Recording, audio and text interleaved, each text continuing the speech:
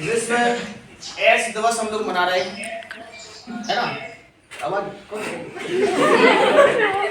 आज 1 दिसंबर है और 1 दिसंबर को हम विश्व एड्स दिवस के रूप में मनाते हैं। पूरे विश्व में इस खतरनाक रोग की जागरूकता को फैलाने के लिए पूरे विश्व में ये दिवस 1 दिसंबर को जो है वो वर्ल्ड एड्स डे के रूप में सभी लोग मनाते हैं, सेलिब्रेट करते हैं। ये रोग हमारे सिलेबस में भी है, इसलिए इसके बारे में हमें समझना और ज़रूरी है।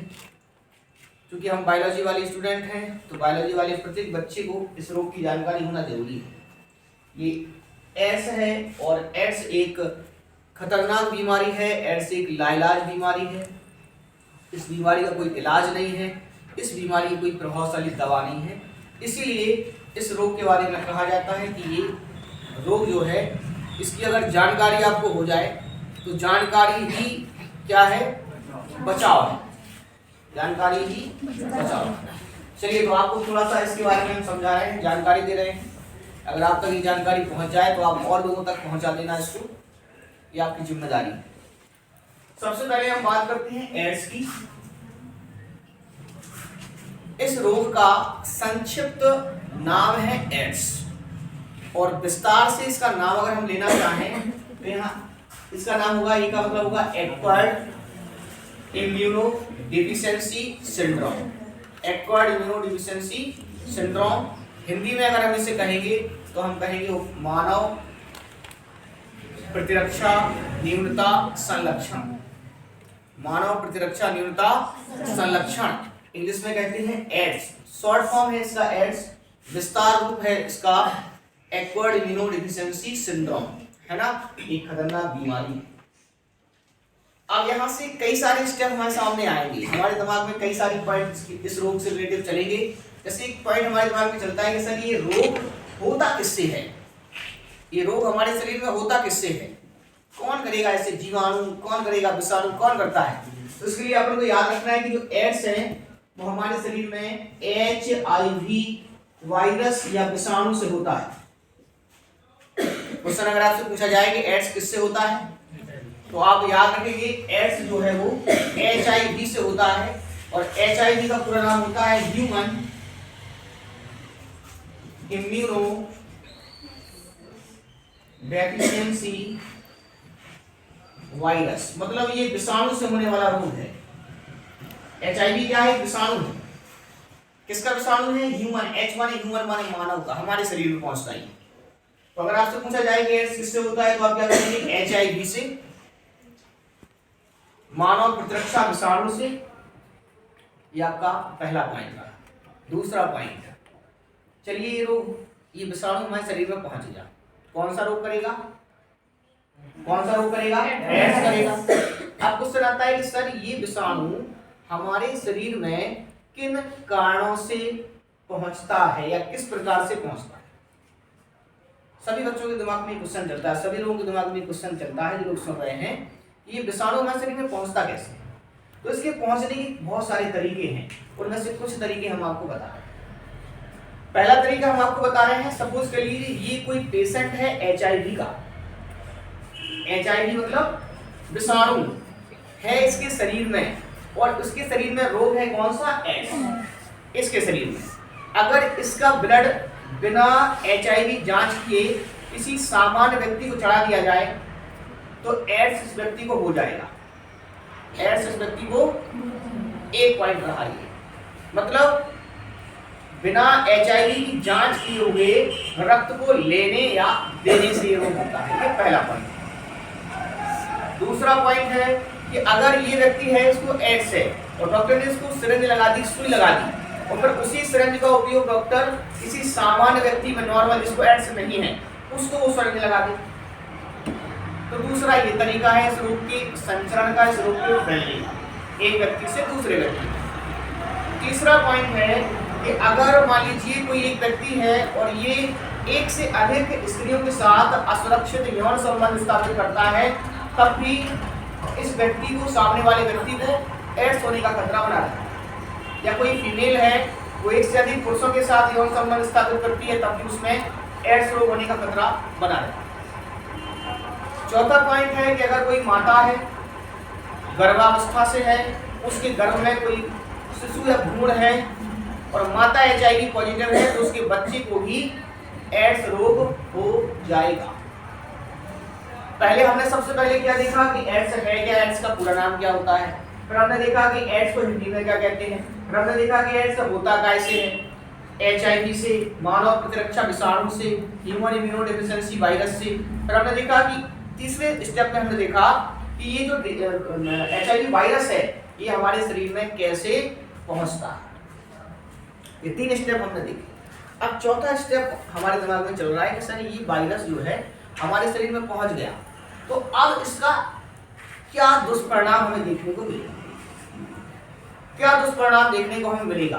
तो इसके बारे में हम आपको बहुत बेहतरीन पॉइंट बता रहे हैं कि जब ये विषाणु किसी व्यक्ति में प्रवेश करता है, मान लीजिए 2022 चल रही है, अगर 2022 में ये किसी व्यक्ति की या किसी महिला के पुरुष के शरीर में प्रवेश करता है, किन कारणों से करता है हम आपको बता चुके।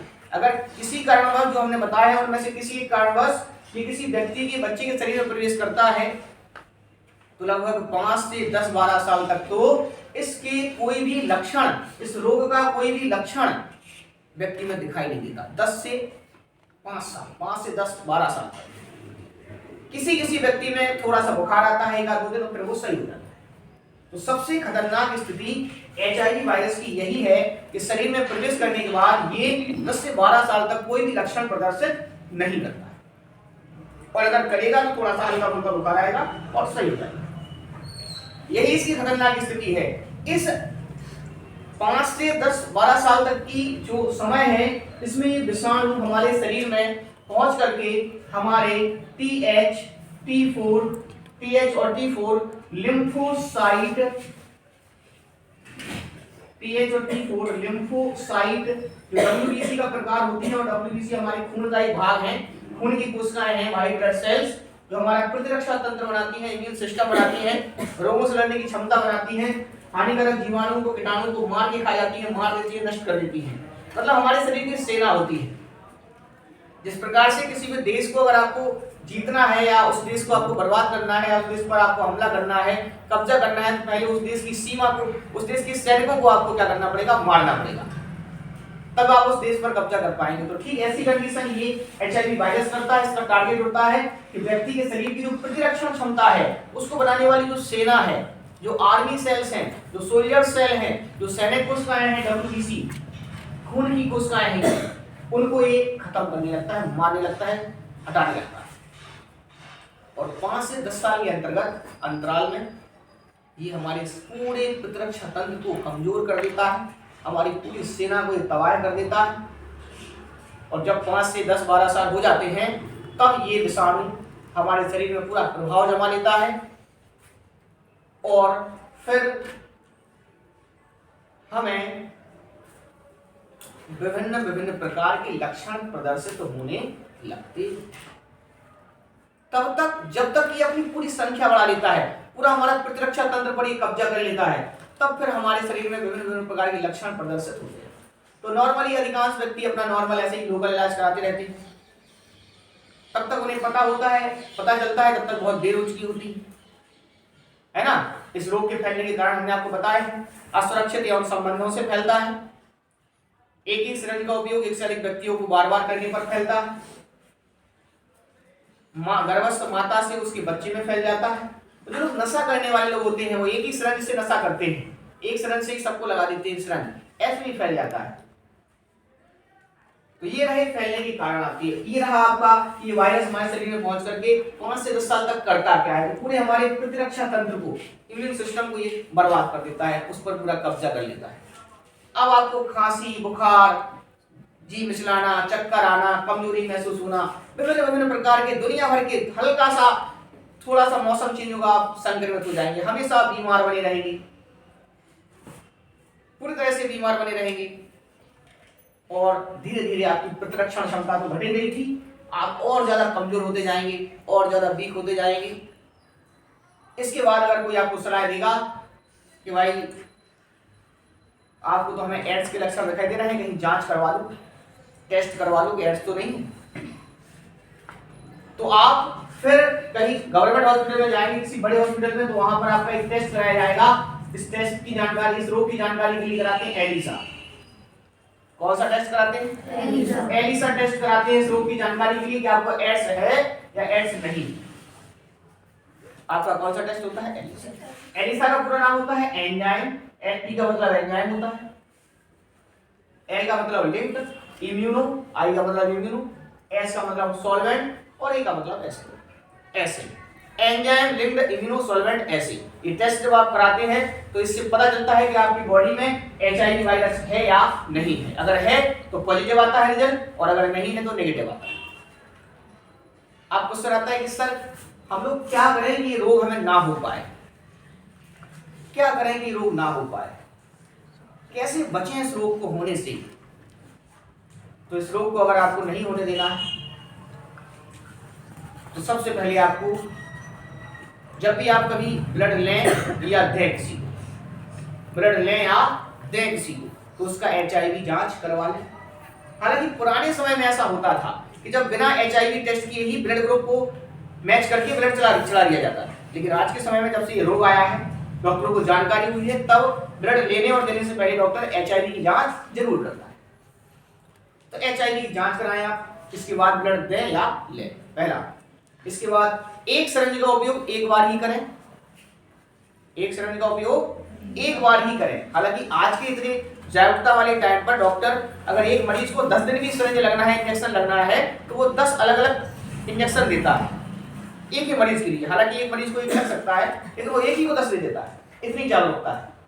तो एक सिरिंज का उपयोग एक ही बार करना चाहिए, और असुरक्षित यौन संबंध स्थापित नहीं करना चाहिए, जीवन साथी के प्रति वफादार रहना चाहिए, असुरक्षित यौन संबंध नहीं बनाना चाहिए, एक से अधिक पार्टनर्स के साथ यौन संबंध स्थापित नहीं करना चाहिए, वरना आपको ये रोग हो सकता है। इसके अलावा मान लीजिए आप कभी माता बनती और अगर आपको एड्स है, तो आने वाली संतान का जीवन भी आपने खराब कर दिया, उसको भी एड्स होगा, है ना। अपने साथ साथ अपने आने वाले भविष्य के बच्चे का भी लोगों को ख्याल रखना चाहिए। नशा करने वाले लोगों से दूर रहना चाहिए, जो इंजेक्शन वाला नशा करते हैं, उन्हें थोड़ी पता होता है कि क्या एड्स होता है, वो तो एक ही सिरिंज से सब लोग लगा लेते हैं, नशा कर लेते हैं, तो ऐसे भी रोग फैलता है। तो ऐसा आपको नहीं करना चाहिए। तो किन कारणों से फैलता है, क्या हमें नहीं करना चाहिए, ये सारी चीजें हमने क्लियर कर ली है। इस रोग के लिए, अगर ये रोग है आपके शरीर में, इसकी आपको जानकारी करना है, तो आप कौन सा टेस्ट कराएंगे? एलिसा टेस्ट कराएंगे। कौन सा टेस्ट कराएंगे? एलिसा टेस्ट कराएंगे। आप कौन सा टेस्ट कराएंगे? एलिसा। और इसके लिए आपको क्या करना पड़ेगा? T4 TH लिम्फोसाइट, ये जो वायरस है ये आपको क्या करेगा? नुकसान करेगा, है ना। चलिए, तो बस यही है इसके बारे में पूरी जानकारी, ठीक है। आज 1 दिसंबर है, विश्व एड्स दिवस है, इसके उपलक्ष्य में आपको ये जानकारी दी गई। ये जानकारी ही क्या करेगी? आपका बचाव है। कोई भी दवाई इस रोग की प्रभावशाली बनी नहीं है, इसलिए इस रोग के बारे में कहा जाता है जानकारी ही बचाव है। क्या है? ठीक है, धन्यवाद।